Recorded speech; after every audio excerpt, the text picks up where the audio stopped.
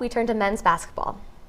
The Buffs have been putting those young legs to good use on the court lately. Not only are the Buffs coming off an four-game winning streak, including a win last week at Cal, but they have been on the road the past few games, expanding their record 4-4 on the road and going 17-9 overall. Jabari Walker has been consistently leading the team with points and rebounds, and KJ Simpson leading with assists. Unfortunately, senior L.A. Biquette saw his season come to a close after suffering a knee injury.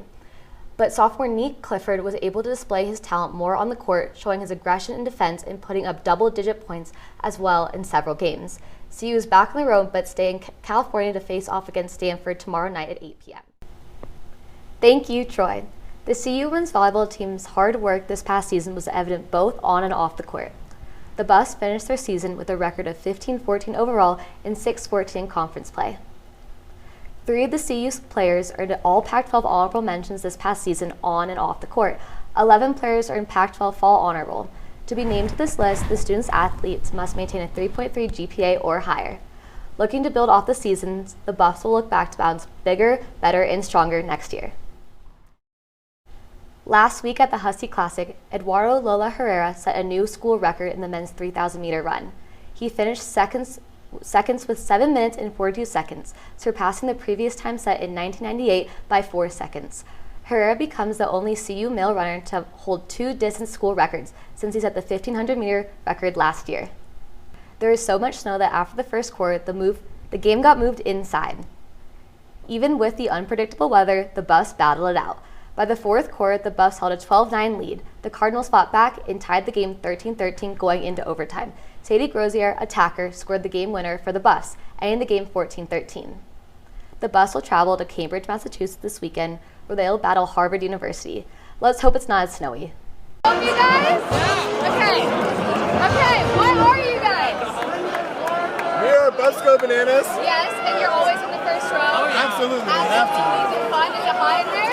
A little bit warm, but it's always worth it. Absolutely. Okay. And there's a monkey in the mix now? You have to. I mean, with all these bananas, Is this I get a the little first hungry. monkey in the game? I am the first monkey. Very excited. We should get you a plaque. A what? A plaque. A plaque? I would love a plaque.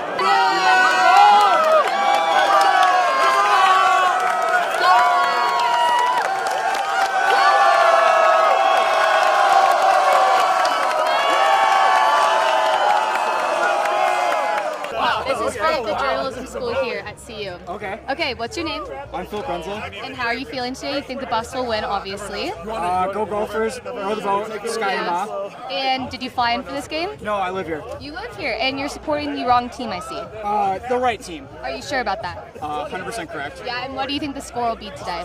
I have $50 on the over, Okay. and I think Gophers are going to win by 4.5. I think you're going to lose that money. How do you feel about that? I'm putting in a parlay, $100 on it. Okay, good. I will do that too as well. Well, thank you so much. Have a great game, okay? Yeah, you too. Awesome. Go Gophers! Roll the ball! At the University of Colorado Boulder should be filled with students, but since the start of COVID-19, businesses on the Hill have been struggling to stay open without a large amount of support from students at the university. One business in particular, Core Power Yoga, has been hit the hardest. With 25% capacity, they are now making many precautions for students.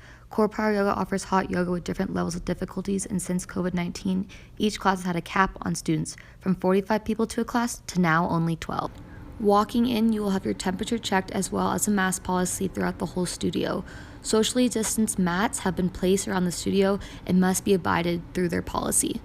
You must keep a mask on through the whole class, teachers and students alike. Claire Tetro, Core Power instructor, tells us the difficulties about teaching yoga through COVID-19. If anything, it's my job as an instructor to make sure everyone feels comfortable and safe in the environment. Obviously, I'd only been teaching 2 months before COVID, so obviously I do miss the bigger classrooms. It's more fun when there's more students because of energy. But other than that, I know my older students, and even myself, I'm more comfortable in smaller classes just because it's safer. Rush Bowls, a popular smoothie and acai place, is also struggling. As you can tell, CU Boulder has drastically been affected by COVID-19, and I'm here to talk about Rush Bowls and CU Boulder Core Power on the Hill.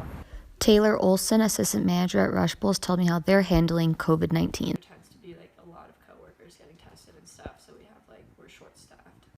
Hopefully the Hill will be filled with students again. Till next time, I'm Lucca Sgro.